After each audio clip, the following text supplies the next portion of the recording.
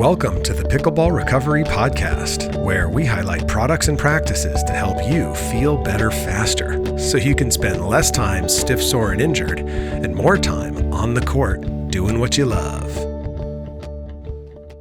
This podcast is sponsored by AlloMD. Don't just mask pain, eliminate it. AlloMD provides intense relief and advances continual repair for both acute injuries and chronic pain. All-natural, patented technology developed by doctors to get you back in the game fast without the use of opioids, steroids, or NSAIDs. AlloMD, harnessing the power of pure natural ingredients that provide deep, penetrating repair.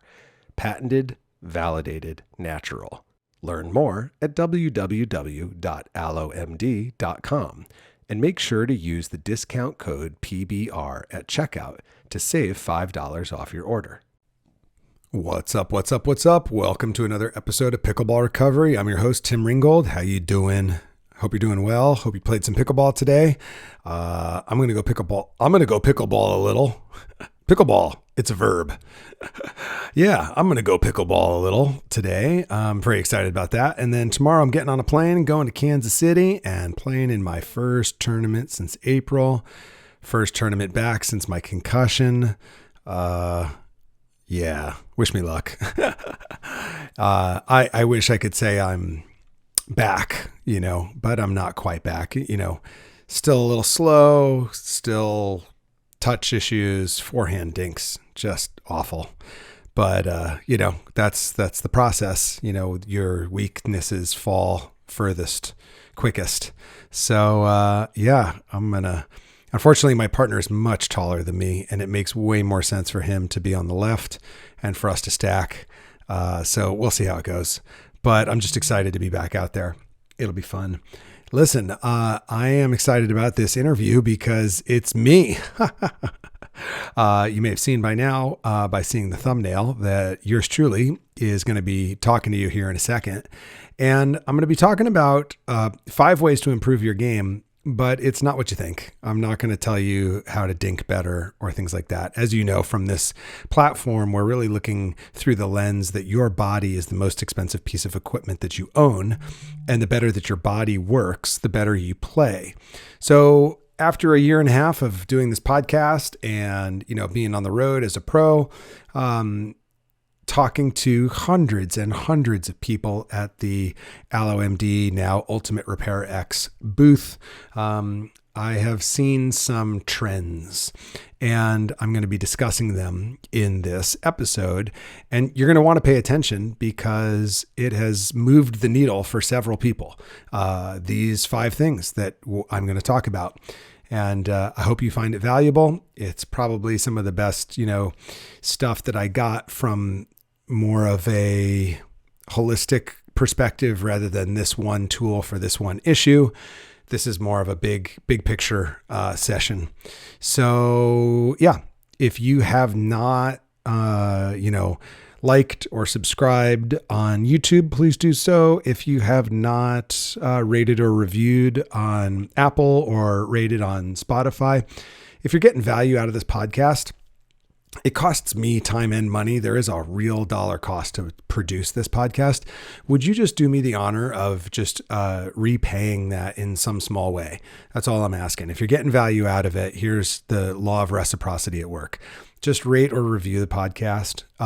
If you buy products that are in the recovery space, would you buy them through pickleballrecovery.com? I get a small percentage, tiny commission on some of those. There's a lot of products on the website I don't get any commission on. I just have them up there because I know they're good for you. But there's quite a few that I do. You'll see whenever it says use discount code PBR to save a certain amount at checkout.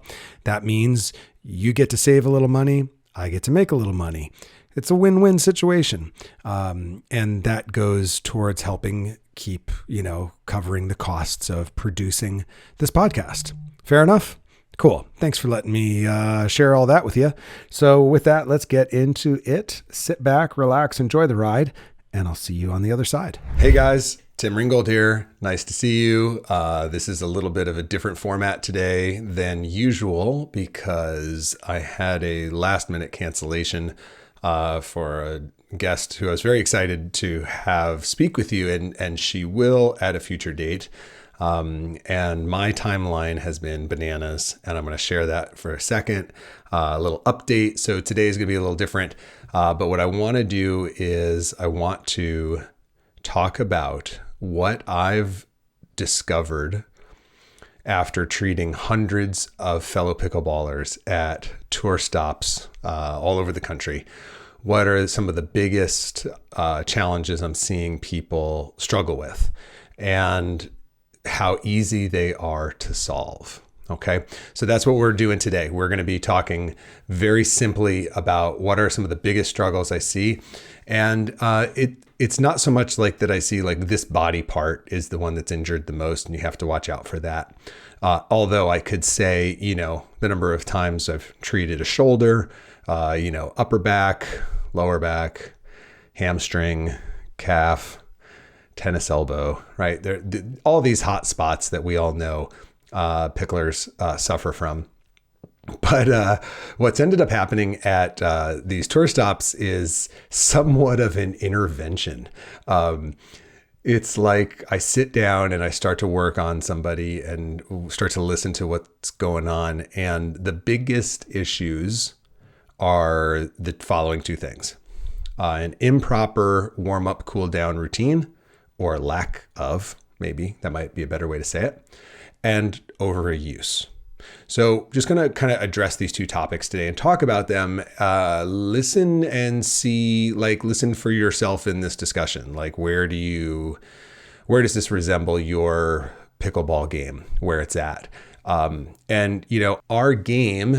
our pickleball game consists of, how well are we dropping? How well are we dinking? How well are we driving? How well are we blocking? Serving, returning, volleying. That's part of our game for sure.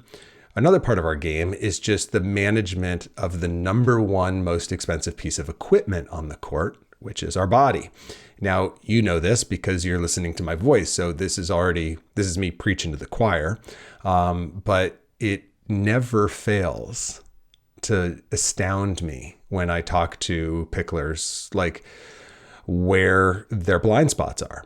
And so after, being on this journey now, really paying attention to this and publishing this podcast now for, a year and a half, there are these two just glaring blind spots for people. And it doesn't really matter why they're there. I'm not really interested in trying to figure out why people overplay or why people don't warm up or why people don't cool down. Not really interested in why, because it really doesn't, that you can be like, oh, that's why. Well, that doesn't change any behavior at all. Really, it's how do I do something differently so I can get a different result? So that's what we're going to focus on.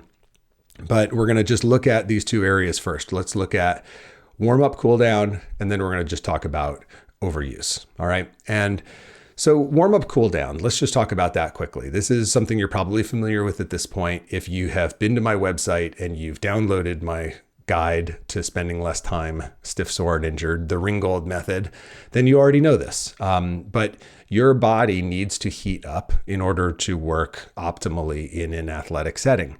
And most picklers are over 40.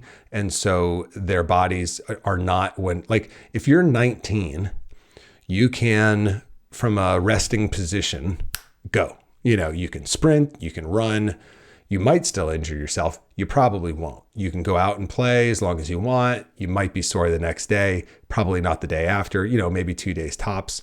We remember what that's like for a 19-year-old body. A 40 plus body trying to do the same thing that a 19-year-old body does is by definition insane. Right? Evolutionarily, when humans are, by the time they get to 40, they're not supposed to be doing physically the same things that a 19-year-old is supposed to be doing in all kinds of ways. And so we have to kind of honor how our trajectory is in terms of what our bodies have been conditioned for, because our lifestyle has changed radically comparatively to the past. Thanks to technology, the world we live in is adapting or changing faster than our body can. And so now we are trying to adapt And our nervous system's not built for the amount of stimulation we receive cognitively on a daily basis. And our muscles and our soft tissue and our bodies they're just not designed to be playing a sport like this in our 40s, 50s, 60s, 70s and up to the degree that we want to emotionally. So that gap between how we were designed and what we're trying to do with the design, that's where we get into trouble. So you should be in pain. It's predictable you're going to have an injury because it's not your design. So we're kind of bucking against nature here in this lifestyle of ours. And so we have to take extra steps to just manage that. No big deal. We can do it. One of the most interesting things I learned along the way was that muscles fire in terms of contract optimally when they're heated, not when they're stretched. That was like a game changer from my development. Growing up as an athlete, it was stretch out and then go do your activity. And then somewhere along the way, sports science figured out that's not optimal. And but what I heard, and it's like, you hear these little nuggets along the way.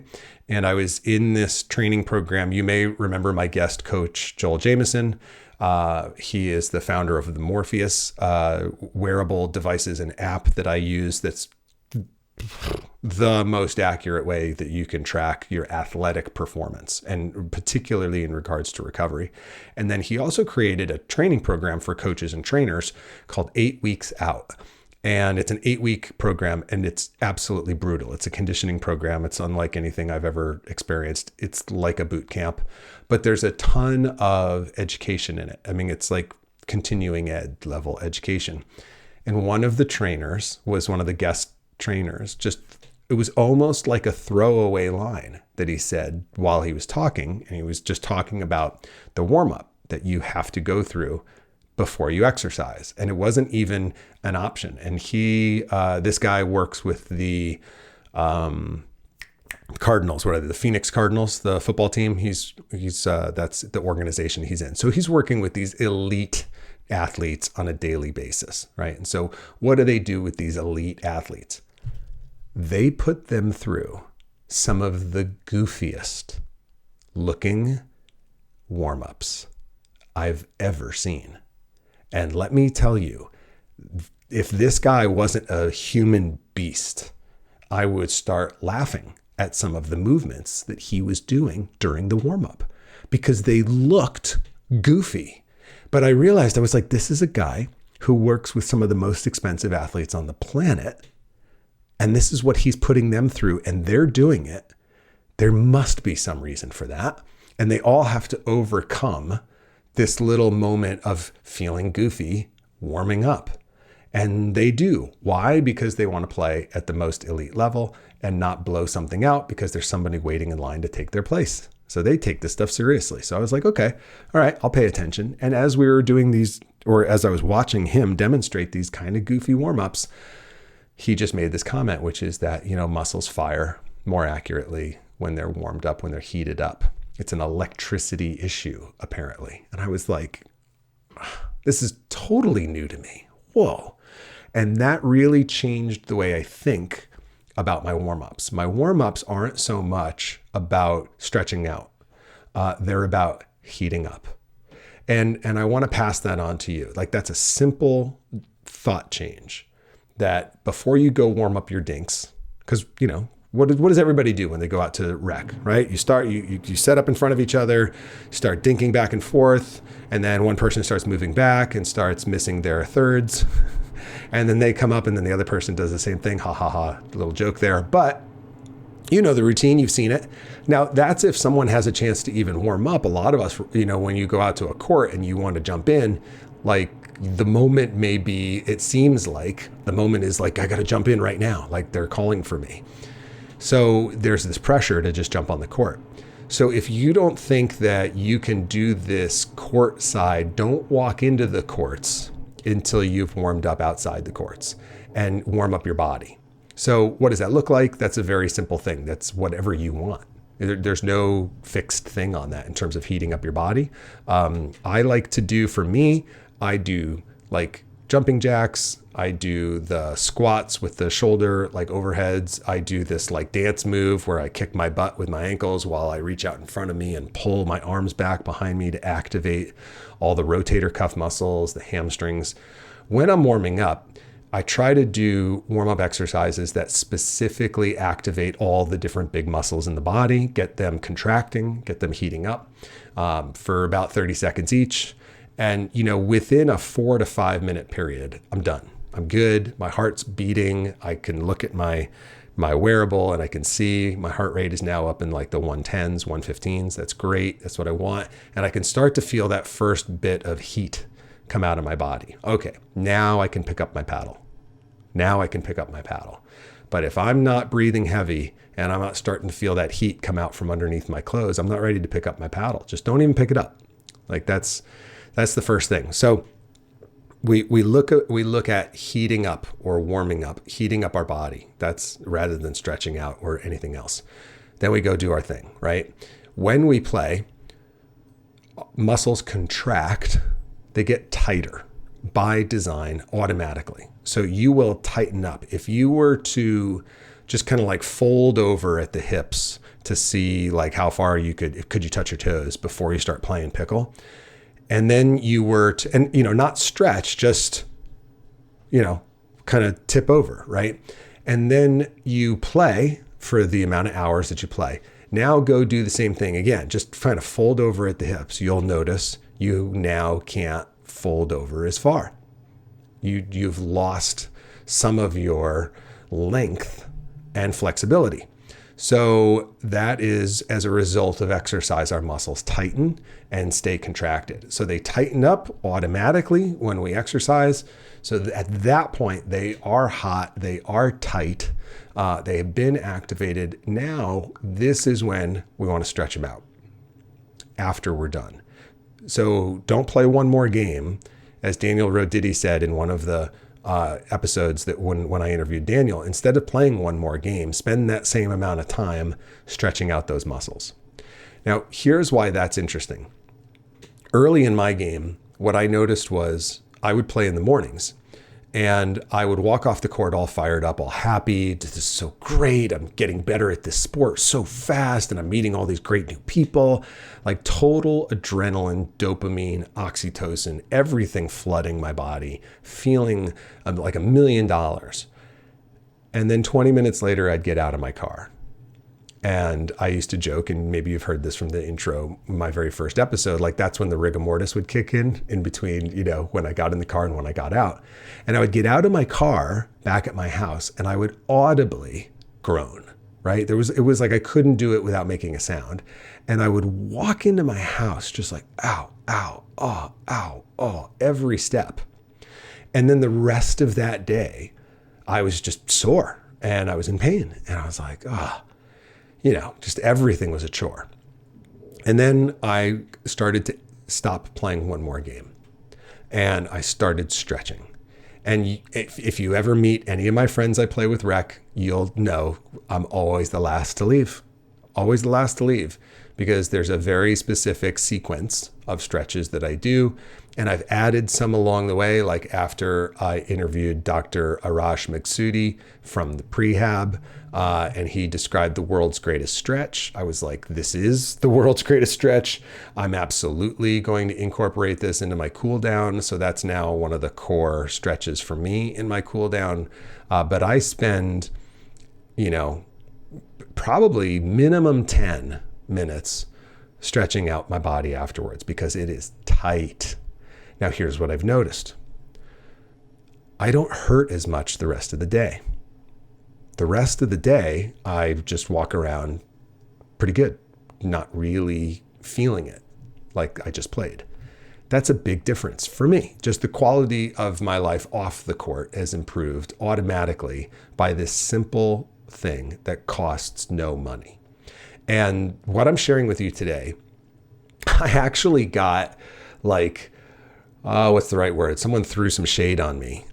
Someone, kind of, I don't know. Yeah, I don't know. There's probably a hip term for this, but they were like, oh, like all the stuff that I share is like obvious and I was like, yeah, yeah, it's all the basics, and most of it's free. I had someone else be like, oh, you're just an infomercial. I'm like, well, yeah, for the products that work. Yeah, I totally am. I'm unapologetic about, if I use this product, my body feels better. So why wouldn't you? But a lot of the things that I talk about are absolutely free. The things I write about are absolutely free to do. And if I'm ever interviewed on a podcast about recovery, what I'm talking about is always the free stuff. And so, just because we know it doesn't mean we do it. And just because it's free doesn't mean it doesn't have value. And that's really important. Like, these practices for us to enjoy this game, play better while we're on the court, and then enjoy our life off the court. A lot of this stuff, it does not cost a dime if we do it, but it can cost us a lot if we don't. From our quality of life to our injuries to time off the court, missing our friends, the social impact of having an injury. I just spent 3 months off the court because of my concussion. That social impact was big. So we've talked about the warm up. What are you doing? You're heating up your body in whatever fashion you can, whatever is comfortable. If jumping jacks are too much on your joints, don't do them. Just do step ups, like marching in place. You can do what I call step jacks, where your arms are going up over your head like you're doing a jumping jack, but your legs are marching in place. It's like a low impact version of that. Now, again, you are going to probably have to wrestle with how you feel about how you look while you're doing your warm-ups, or not. Maybe for some people, they don't care. Maybe for some people they do. But I'm just advising you, ignore that part at your own peril, because when you go out and you start playing and your muscles are cold, they don't fire properly. And that's how we get injuries. Okay, cool. That's the warm up. Cool down. Stretch out, right? Stretch your big muscles. So you're stretching. I'm stretching. I'll just walk you through. The way I think of it is I hit hamstrings by just doing good old fashioned, fold over, stretching my hamstrings out. I stretch my quads out. Then I do the world's greatest stretch, which is like this combo stretch. And again, go back and watch that episode with Arash. It says, I think, prehab for back injury or something like that.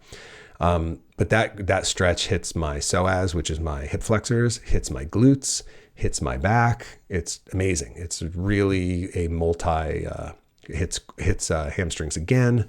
So it's very efficient because it stretches a lot of things at the same time.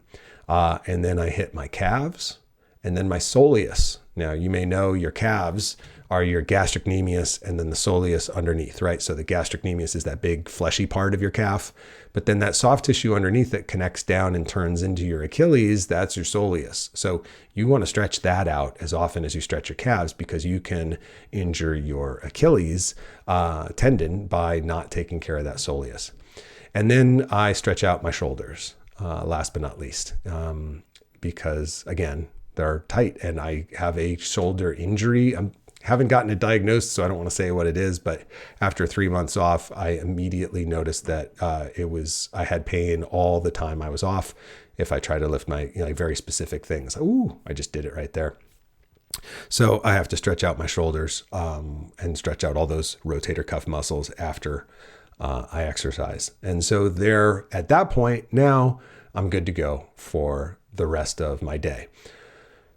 But now let's talk about the other piece, the overuse piece. So this is the intervention part that's kind of funny in the booth. When I sit down with somebody and we start working on a body part, start putting the Ultimate Repair X on them, I ask them about their, what's your weekly pickleball habit look like? Talk to me about 3 things. So, and these are the 3 things I want you to think about. All right. This is incredibly helpful. The first time I heard of this paradigm, it was like game changing for behavior management. So you're going to look at 3 metrics. Okay. You're going to look at frequency, intensity, and duration. Frequency, intensity, duration. So what is frequency? Frequency is how many times a week do you play? Intensity is what level intensity pickleball are you playing? Are you playing like 5-0 rec games during that time? Are you just drilling during that time? Are you taking a lesson? Are you playing kind of more 3-0, 3-5, a little bit less intensity in terms of just the physical output? Like, what's the intensity level? And then the third thing, duration. How many hours per session or per day are you playing? Now, your body has a window of tolerance in terms of activity level that it can keep up with you without pain. Now, pain is a messenger. And while I was going through my rehab, I had a bodywork session with a dear friend of mine, and she made this comment. She was like, "You're not respecting your body because your body is telling you through pain, you're overusing it and you're not listening. You're just pushing on." And there's like this fine line that we have to walk. Like, there are guys out there like David Goggins who will tell you that you can do more than you think you can do. Like, that we're way stronger and we have way more endurance than we think we have. There is an element of truth to that. That is not what we're exploring in pickleball. So I want to honor that there is truth to that. And in this world, there are many, many situations where two truths can coexist that have opposite, kind of seemingly opposite meanings. Like in the world of chemistry, like attracts like is one of the facts of chemistry. But then when it comes to magnets, opposites attract. In the same world of chemistry, we can say opposites attract and like attracts like when it comes to electrons. So how is that? How can we have both things be true? So in life, oftentimes we can have two truths. One truth is that oftentimes the mind stops us in endurance sports from achieving what we probably could if we just ignored our thoughts. Okay, great.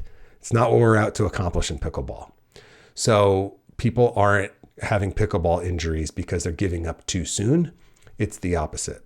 They're pushing past where their body's telling them to stop. So that's the side of the equation we want to start to pay attention to, is that our frequency, our intensity, and our duration of play may be too much for our body at this point of our body's journey. Now, if you're in pain, that means that you are basically, violating, one of those three boundaries for your body. You're either playing too often, too hard, or too long. And you want to just look at for yourself, like, what does your pickleball diet look like? Are you playing 6 days a week? Do you need to play less than 6 days a week? Are you playing every time you play, you're playing like, you're in a tournament level, like intensity? That's fine, but that may impact how long you're playing your sessions. So that may impact your duration. So is your duration, are you playing 3 hours, 4 hours, 5 hours? I hear crazy. Every week I hear people say that they play up to 6 hours on a Saturday, or they play 6 hours on a regular day, or they'll play double sessions. Like they'll play 3 hours somewhere, then they'll drive somewhere else and play 2 more. And they wonder why they're in pain, right? So that duration, of our sessions matters. And I've gotten to the point where I have to reconcile for myself, because I want to play 5 days a week. I want to play very high intensity when I play. I can't play longer than 2 hours without going into the red zone for me. 2 hours, 30 minutes is the absolute top. I should have stopped at 2 hours. And I can look back anytime I play, and I can look at the quality of my play in that last 30 minutes after the 2 hour mark, and it's already started to plummet.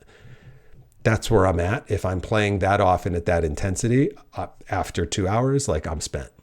So we have to kind of learn what is our top end in terms of frequency, intensity, and duration, and start to play around with that equation, so that if you feel like once you go, maybe you have a long commute, or maybe you're in a group that likes to play 3 hours. I totally get it. There's a lot of social dynamics. There's a lot of scheduling dynamics in our pickleball habit.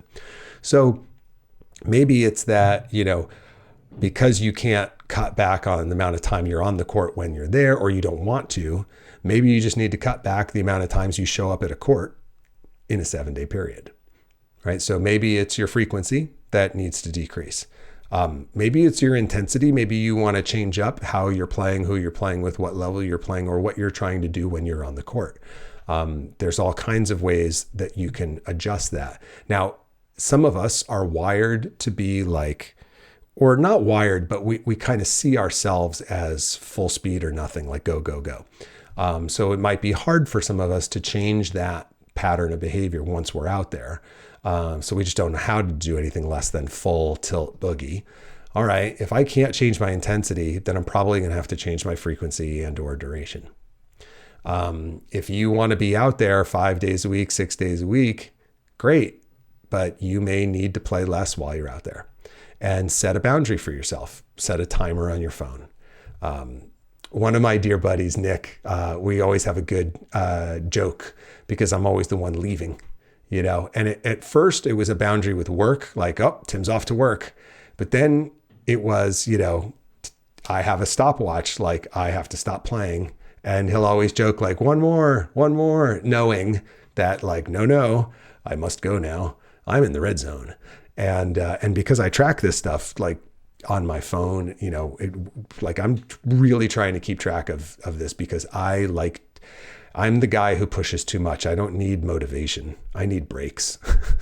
Put on the brake, right? So I have to figure out, for me, it took some time to figure out like what is too much. Now I'm going to be really honest with you guys. 5 days at the intensity I play, 2 hours a day, might still be too much for me. Might still be too much. And I'm kind of bristling at the idea of rolling it back another day and saying it might be 4 days a week. It might be like a day off, 2 days on, a day off, 2 days on, a day off, 2 days on. And I remember one of my coaches, Bo Kojima, beautiful human being, amazing man. Early in my pickleball addiction, I showed up at this court and I was playing with Bo and a couple other guys. And I asked them, I was like, how often are you guys playing? Because the I don't like know how to stop. And I'm trying to figure out like, you know, am I overdoing this? And he was the one who had said, like, he plays like 2 days on, 2 days off, 2 days on, 2 days off. And I was like, no way. There's no way I could possibly have that much restraint. Well, a couple of years into this now, carrying around a lot of soreness and a lot of pain and a few injuries along the way, starting to respect that a little bit more. And I know for myself, when I look at my calendar, like I know every Monday I'm resting. I know I'm resting every single Monday. Not on a court anywhere, any Monday of the week, anywhere, it doesn't matter. And then Tuesday, I might have a rec group. Wednesday, I have live ball and I might have my lesson. Thursday, usually a drill session. Friday off. And then Saturday and Sunday, depending on the groups I'm around, or if I'm traveling for tournaments, I might be playing, you know, Saturdays and Sundays. But I'm noticing that schedule, just what I just laid out right there, coming back from my head injury, I'm like, that's a lot for me. And so just start to be honest with yourself. Like, you'll enjoy pickleball and you'll play better if you're not chronically exhausted, chronically fatigued. Like, one of the things I'm noticing with my shoulder is I'm having pain in my shoulder. And as a result of the pain, my coach, Kevin Pham, my current coach, noticed during our last live ball, he's like, you're really guarding your backhand roll volley. Like, you're not extending through it. Are you in pain? Yeah, I am. And that, like, I'm tired and I'm sore and I'm pain. And so therefore my technique, I am subconsciously guarding from injury. So I'm not moving my body the way it's naturally designed to move. And so that right there is a red flag. Like, oh, okay. So if I have pain or I have fatigue, my body automatically guards itself. So I need to be careful and I need to roll back. So frequency, intensity, duration, take a look at that. And so today, what we've talked about are 5 key things to keeping your body happy and keeping your game at the top level. We talked about your warm-up, talked about your cool down, and then what are you doing during, your frequency, your intensity, your duration. And if you experiment with all of that, you have time. I mean, we're all grown-ups here. We get to experiment with this on our own time and figure out what works for us. I'm curious what will work for you. Reach out to me. Having a podcast is like speaking into the abyss. It's not the most engaged platform out there. So if you see any of my reels on Instagram or on Facebook, comment on them. Send me an email, tim@pickleballrecovery.com. Feel free to just hit me up on Facebook or Instagram. I'd love to hear for you. What are you experimenting with? What do you notice? Because we're all in this together. We're trying to figure out how to enjoy the sport we love the most. And that's my role, is to help you manage this most expensive piece of equipment you've got, which is your body. So with that, I'm going to sign off, and I am going to get on a plane here to go to Kansas City to play my first PPA event since my head injury. So looking forward to it, and I will talk to you guys soon. Thanks so much for listening. Did you know there's one place on the web for all your recovery needs? It's at www.pickleballrecovery.com. You'll find all the products I personally use and recommend, along with exclusive discounts on many of them, as well as my blog, where I help you make sense out of all the different products and practices out there to keep you moving and feeling better so you play better. After all, your body is the most expensive piece of equipment you own. Also, do you want to know the number one mistake picklers make that leads to increased pain, soreness, stiffness, and injury? Just head over to pickleballrecovery.com and download my free guide to playing with less pain and more enjoyment. Listen, pickleball makes us feel young at heart, but not young in body. So go download my free guide at www.pickleballrecovery.com. See you next time.